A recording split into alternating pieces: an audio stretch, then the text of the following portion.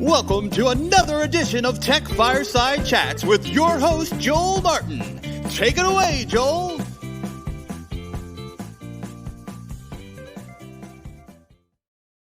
Oh, we're here. Hey, how you doing? Good, man. Good. Thanks for inviting me. Happy Friday. Yes, you told me to get a drink, so. Yeah, drink. I got my super tiki cup from my Appa. Cheers. Love that. And my buddy got me a bottle of this. Oh, okay. Nice. Good. All right, we both got our drink in hand, and the tiki god will sit over here. So today's guest, Spencer Elliott, CEO, founder, co-founder of ViewStub.com. I put that up on the screen so people can say it, and one of the sponsors of the show. So thank you for joining me on a Friday. You're a busy guy. This is the only time I could book you. You're back-to-back Zoom and ViewStub meetings. I mean, I don't even know where to begin, but I do know where to begin. You're in the streaming world and live events world and virtual events world, and we've been hanging out for over a year. And all of a sudden, geez, man, it felt like March. The world just, carpet got pulled from everybody's, I don't even know where to begin. But you guys, I mean, the whole world is imploding. The mobile apps, the event companies were firing their staff left and right. And this little startup from Oviedo just is all over the news. Florida founders, you get investors, seed round, or friends and family round. And you're making the local TV stations and national news. Like, what's that like, man? You just like blew up in March. Like literally, the world's falling apart, and you guys are doing great, and you're hiring and expanding. It's a lot. It's a lot to take in. So I'll let you take over. Tell me your story, and how did this happen? Like, where did we begin? I don't know. We were in the right place at the right time. It seemed like certainly you know how hard it's been of a journey up until this point, and.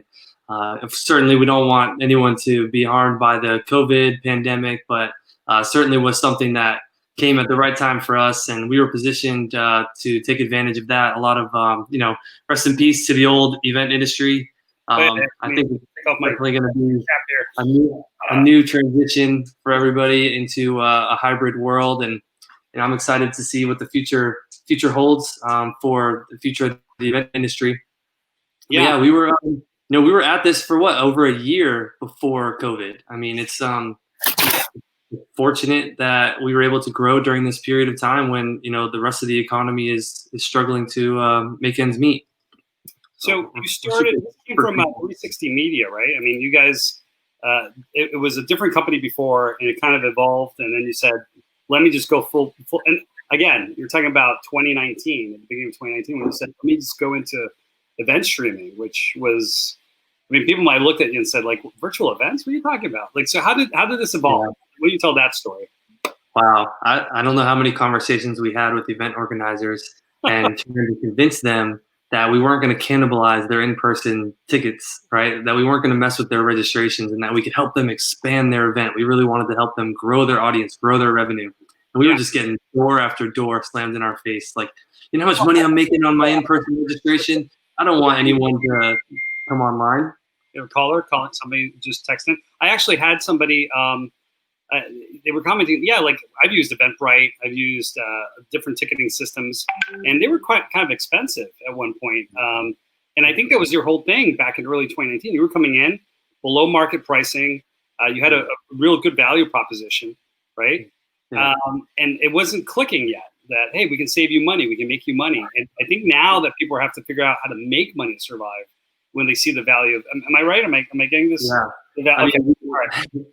We were struggling. We were trying to, tell people that virtual was the future. And of course, people were trying virtual events for a long time, but it just never stuck because there was no need in their mind, right? But, us being part of this new generation, we're sitting in our office or sitting at home saying, like, why can't I go to that show that's going on in California right now without having to buy an in-person ticket, right? I want to watch those sessions, but there's 75% of people that want to go to an event but will never be able to make it in person. And so that's why, I really wanted to, create this platform, and it was really a passion project of mine. And then when I met my co-founder, Patrick, he was doing the same thing. We should join us, and wanted to really make it for people to be able to attend an event anywhere, anywhere, and any time in the world, and be able to access it from any device. So I can show you guys. I can show you guys what. Excuse me. Sure. I'm getting questions. I can show you guys if you guys are interested. Yeah, you hear the pinging. Those are questions being thrown. I will ask these questions. Hold on. I just the first liquid I've had in my body in hours because I've been in back-to-back Zoom meetings all day. So yes, bring up the screen. And we had Patrick. I think he was one of the first guests when we decided to start doing the podcast for the tech space. And he was really excited and he shared a lot. But it's interesting to hear your side, right? And now a couple of weeks removed to see where you guys are at. I've actually been reading the press releases. You have a deal with AppSumo, Sumo, right? Like sumo wrestlers.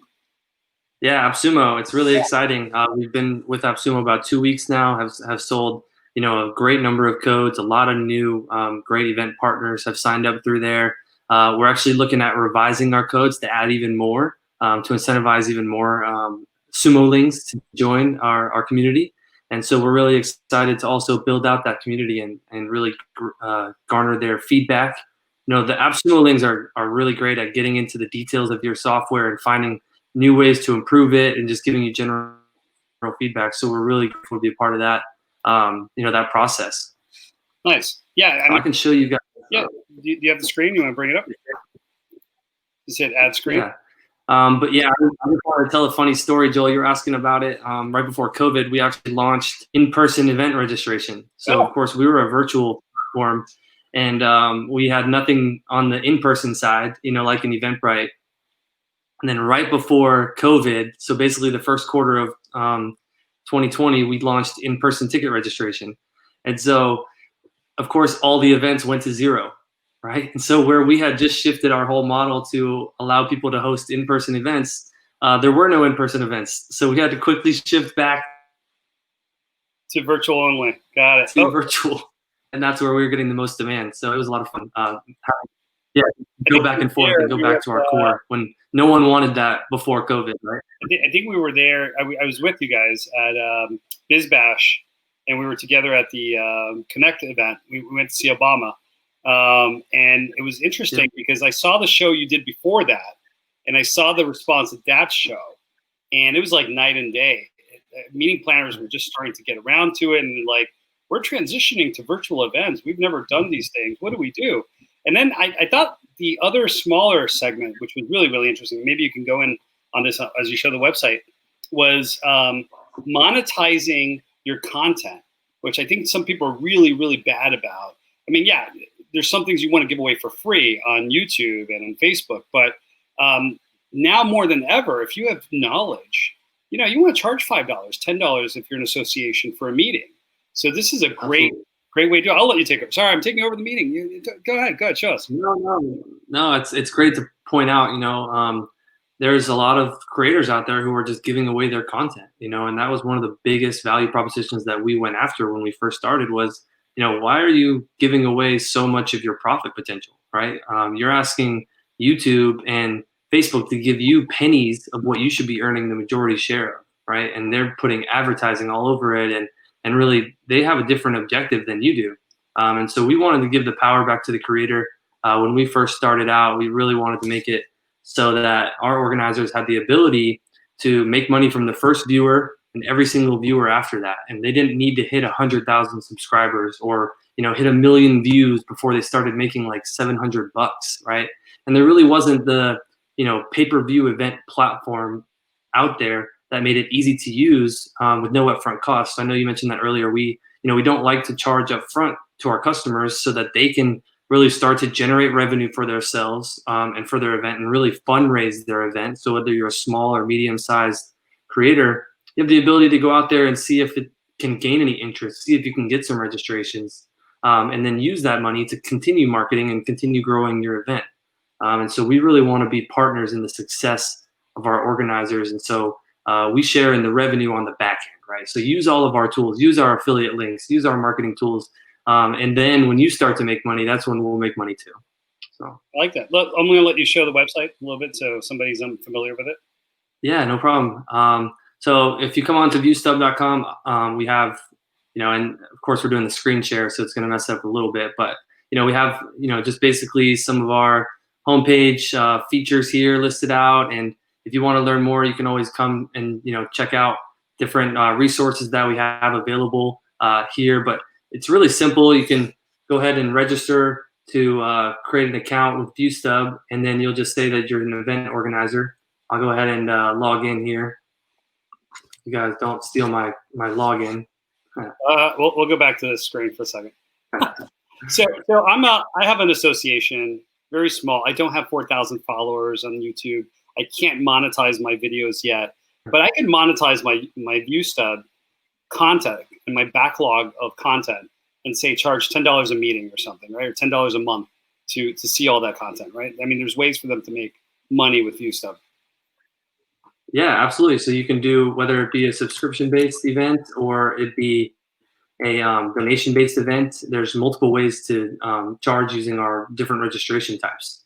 So you can do free, you can do paid, and of course you can tie different events to other events and say, look, if you purchase this one for $25, you'll also get access to these other individual events. So right now we've got a sports network, for instance, that's selling individual games, but then they're also selling a season pass, right? And so that's really exciting for them, because they're able to allow someone to, package together the different events and really create a unique way to monetize their content.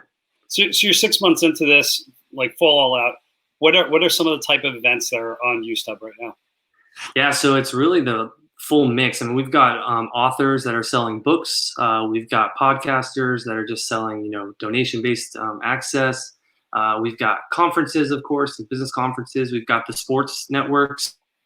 We've got a lot of different musicians and other types of artists. And then we have the corporate coaches, or just like, coaches in general. So there could be a real estate coach or someone that is even, teaching you how to do hula hoop. We have that on there, and all kinds of just really interesting and exciting events. Really, top talent individuals who are sharing their expertise. So I encourage you to check out viewstub.com/explore to see all of our publicly available events. But with ViewStub, there is the ability to host a private event, so you won't see all the events that are available. As well, a lot of the times they host those events on their own website, and so they're using our white labeled features in order to host the registration and the video player on their own website. So they're driving that traffic to their own website, and they're able to keep our branding out of the equation as well. So, gotcha. Very, very cool. Congratulations on all the success, everything that's happening. Maybe you can share some stories, because I mean, this is a tech blog. It's trying to make it fun, geeky, nerdy, bringing CEOs, entrepreneurs such as yourself. But I think one of the things that are interesting to some of the community members and some of the people in tech is your success stories, but also the challenges you faced, right? I mean, can you share some about fundraising? I mean, you guys were in the news for Florida Founders, and for you just did your friends and family round. You're moving on to your next round. Maybe there's some advice or some stories you can share there. Yeah, as you know, Joel, we were a very bootstrapped startup in the early days. We did everything we could to save money, and we had such great partners. I mean, the guys over at NeoWare Studios have always been great supporters of ours. Starter Studio from day one. I mean, when I was a one-person company, they took us in under their accelerator and were able to offer us free office space. They ended up, after going through the seed accelerator, investing in our company as well. And they're on our cap table. And they introduced us to many other people, including some of our top mentors now. And then Joel, you've been there since day one, so I have to give you credit.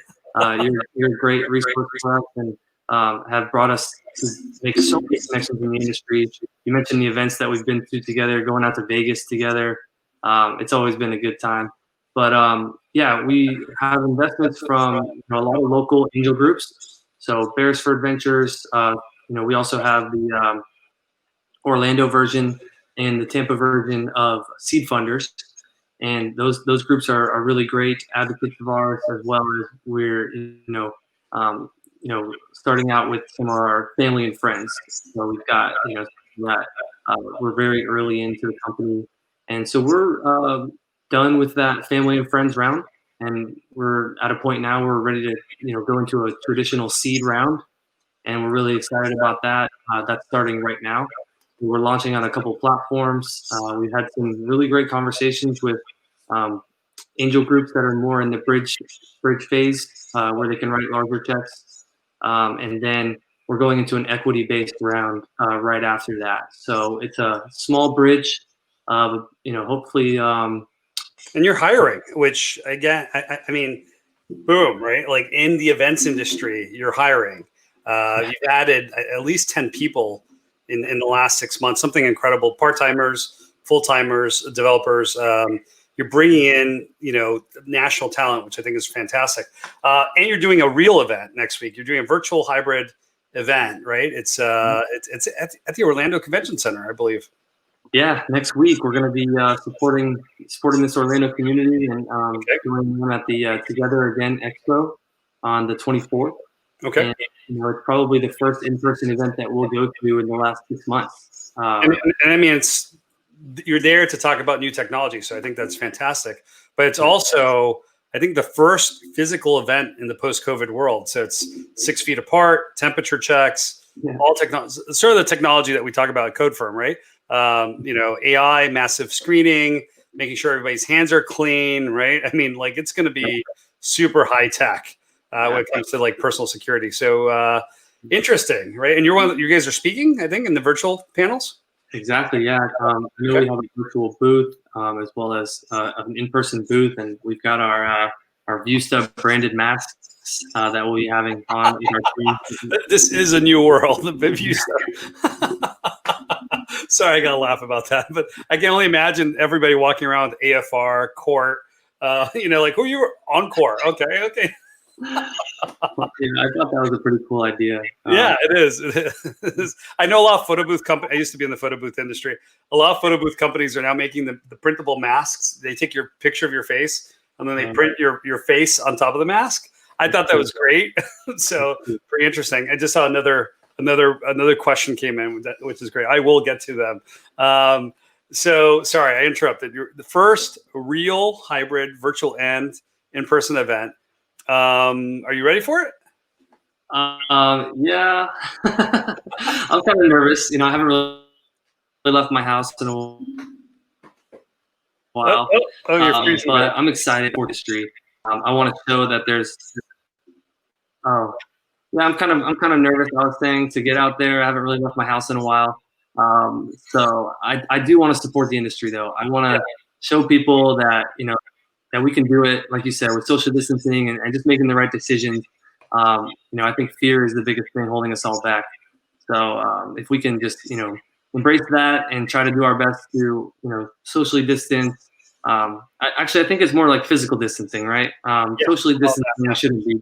Right now you and I are socially interacting, right? We're at a distance, but it's important to keep the social interactions high. And I think that there's a way to bring back the hybrid event industry because everyone's getting crushed right now. I mean, fortunately, like you said, we've been able to grab really great talent from those that have been laid off from those other companies, but and it's helping us. But we can't survive without a thriving event industry. I'm actually really impressed. I'm looking at your new staff and some of your team members. It's like a who's who of meeting apps and apps industry and all the people that were at Expo and IEE backgrounds, and they got some great backgrounds, man. So you got a great young team, energetic. You're going out there kicking butt, and every month you guys been growing 30-40%. I mean, I think last month was like doubled, right? So am I allowed to say that? Can I say those things? Stop me if I can't. Okay. But if I was an investor and I was hearing these things, it's like young, scrappy startup, bootstrap from an incubator, comes out of nowhere, blows up during COVID, and triples in size in 6 months. I think that's pretty newsworthy, don't you? I do. Yeah. I'm bragging about you, but come on, take it. You've earned it. You and Patrick have earned it. Your whole team has earned it. I give the credit to my team. Yeah. You guys are. I mean, you're finding your way, and I think that's pretty impressive in this day and age. And you're also part of a lot of hard work. We put in so many sleepless nights. It's a lot of pressure, but they've always stood up to the test. And that's the best thing that I've seen out of this whole thing is that even though we all went remote and we can't work in the office together anymore, and we lost that synergy, that we were able to be stronger out of it. And now we're able to find new ways to communicate with each other and to be even more productive. So that's it's not like there's Frozen playing in the background of your house every 2 minutes, right? Or sorry. It's not like you have the songs from Frozen playing in the background every 2 minutes or anything. You know, you hear the Disney songs. I know. That's why I'm joking. Let me ask you, has it gotten to the point where you hear the Disney music even when it's not playing? Oh, yeah. I'm constantly catching myself just singing, you know, let it go, let it go. There's no distractions when you work from home. Right. There's no like toys that can like impede your what's on here. Yeah. Like what are these distractions? What are these things? No, there's nothing here that can impede your geez. If my daughter was home right now, she'd be on my back. This is one of those medicine ball chairs, right? And she'd be bouncing on the chair, on the call, like on my back. And that's happened so many times in these meetings. We can't go to the bar anymore. We got to drink from our desk. It's great. Cheers, man. Cheers. Listen, congrats to you and the entire team at ViewStub. I'm really proud of you guys. I expect to hear lots and lots of good things in the coming months. You know, and anything you can share, like I mean, you're part of a tech community. A lot of people in the Orlando game space are rooting for you guys. And you know, there's so much innovation in the Southeast right now that I think you guys have stood out. So that's good, and they want to see you succeed. But anything you can share back, like who you're trying to team up with? Is there anybody in particular? Any new features, like a Zoom-like feature that you can talk about? Yeah, absolutely. So we started out with a Zoom integration. A lot of people were asking us like, what's good with Zoom, and Zoom was blowing up. You know, they had like 3,000% growth over during COVID, and we're an agnostic platform. We've always set out to be browser based, and we partner with every single streaming provider, including StreamYard. We have a lot of events that use StreamYard with us right now, and we had the Zoom integration, but what we're doing now is taking it a step further, and we're going to have our own encoding software built into the browser. So we want to make it so that you're able to use our own native, streaming service essentially, and so you'll be able to create your own breakout rooms within ViewStub and use our features in order to accomplish your entire streaming solution. So no longer will you need a third-party app necessarily like OBS or Wirecast or any other solution in order to accomplish your goals. So we want to bring that in-house next. That's our biggest goal before the end of the year, and that will really be a game changer for us. And we've got some other things in the works for a true VR solution.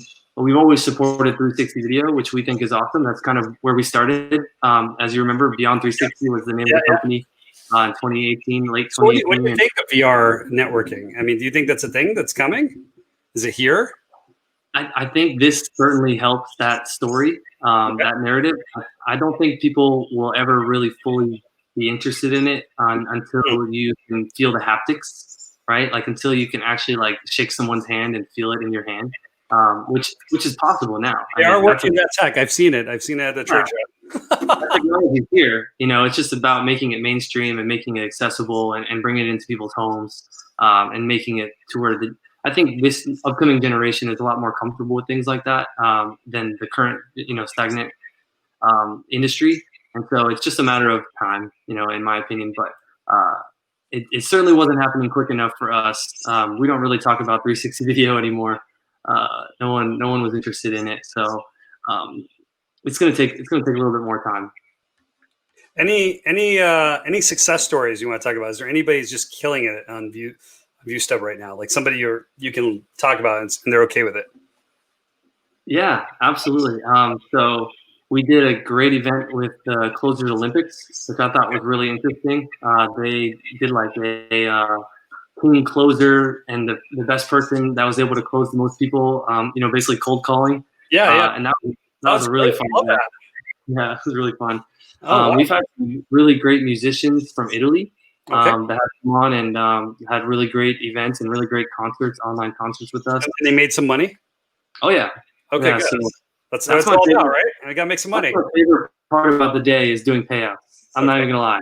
When I get to pay out the customers through our software and give them their cut of the revenue and see the amount of money that's getting thrown out, I mean, sometimes it's $60,000, right? I'm just sending. So I'm a band.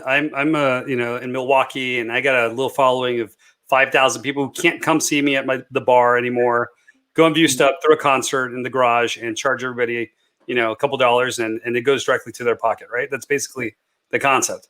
You're not doing the free live video where everybody gets the content for free. I'm getting the money in my pocket. Absolutely. Yeah, absolutely. I mean, you can do a free event with us, and feel free to do that and use our software. But the real key is to generate that revenue for yourself. And we saw an event, Electric 6. They sold almost 1,000 tickets within a couple weeks. Wow. And CISN is the Central Iowa Sports Network. They're just killing it week after week with their high school sports. They're doing baseball right now. They're launching football in August. And football is much larger for them than baseball. So they have baseball and softball right now. So yeah, lots of great events. We got 3 coming up that we're doing proposals with right now, Orlando-based companies. One of the regional entities around here. One of the large. And it was your neighbors in Oviedo. Starts with the E. Yeah, Ingenierica is one of our partners.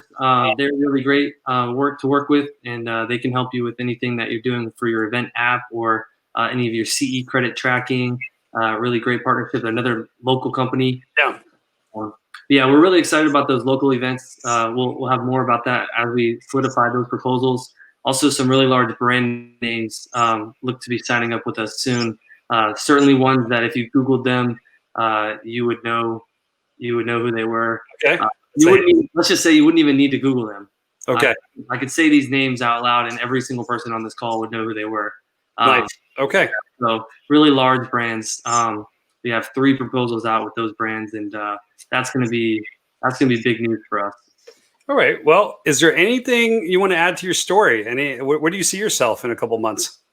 It's interesting. I never thought I would be saying this, but we've been getting a lot of acquisition offers. I don't want to necessarily sell the company, but I do see something happening with a large partnership with one of the larger brands. And whether that be where they make a major investment into our company or try to bolt us on. There's a couple opportunities right now with just integrating with us directly, where they're essentially using our software inside of their other more in-person event registration platforms and just using our technology. We've had a lot of those conversations with, again, like 3 of the top 10 largest brands in the event industry, like in terms of in-person registration. So I don't know. I really don't know. We're taking it day by day. You might be predicting the future, so we have to put it out there into the universe, right? Absolutely. So the simulation run itself. Yeah, we're open to all of that. But yeah, we're just really excited to keep growing our team and keep helping new customers. And the really exciting part for us is to see people using the platform. That's all I want to see. I just want to see the platform working solid and just keep growing the tech. And we've got a lot of plans for what we want to do, and so we just want to keep building it and just keep having fun. We have a great culture, and we just we don't always bring on everybody. We just bring on the right people, and it just makes it even more fun that way. So. Yes, listen, I think it's going to continue, and you put it out there. So let's see if the powers that be are listening. Anything? What are you streaming? What are you watching when Frozen's not playing? What are you reading? Anything you can share about Spencer, the CEO, with our viewers? We've got 2 minutes left. Sure. I mean, I read about everything in the event industry world that I can. So tons of websites. And on the more fun side, I'm watching Space Force right now. I don't know if anyone's seen it on Netflix. Yeah, I love it. I think it's really funny. Yeah, and obviously Steve's a classic guy. So love that show. Would highly recommend it. I'm like halfway through, so I can't really spoil alert. Star Wars or Star Trek, and forget the shirt I'm wearing. Yeah, I watched a lot of Star Trek when I was growing up, but now I'm more of a Star Wars person, for sure. Yeah. Nice. So, yeah. What anything you're reading that you recommend besides work, events industry? Yeah, video game. We have a lot of video game fans and video game players, and this is a huge gaming community. So, are you playing anything? So I don't have a lot of time for video games right now. So except for the ones that I occasionally go to on my phone, but I look for like the brain teasers. Also was playing this golf, what's it called, like mini golf game. So that's a lot of fun. But I'm reading a book called Traction. If you guys are familiar with that, it's a book, a book about startups and how to grow the the speed of adoption. And so really into that book right now. And otherwise, I look forward to getting back in person. Meeting up with you, Joel, whenever we can. We will. We'll hang out again. And I'm glad you're spending time with the family and you're learning all the Frozen songs. So good, man. Thank you for your time today. I really, truly appreciate it. And again, if you didn't see this, ViewStub.com, great way to make some money on the side. Definitely check it out. One of the hottest companies, again, in the events industry. So I look forward to seeing you guys at the event next week. I haven't decided if I'm going to go physically yet, but I'll definitely virtually be there. Sounds good. And if anyone's out there wants to become a referral partner, we do have a brand ambassador program. So, love to connect with you on that. Okay. Thanks, guys. Have a great weekend. Bye. Thanks for watching, and join us next week on Tech Fireside Chats.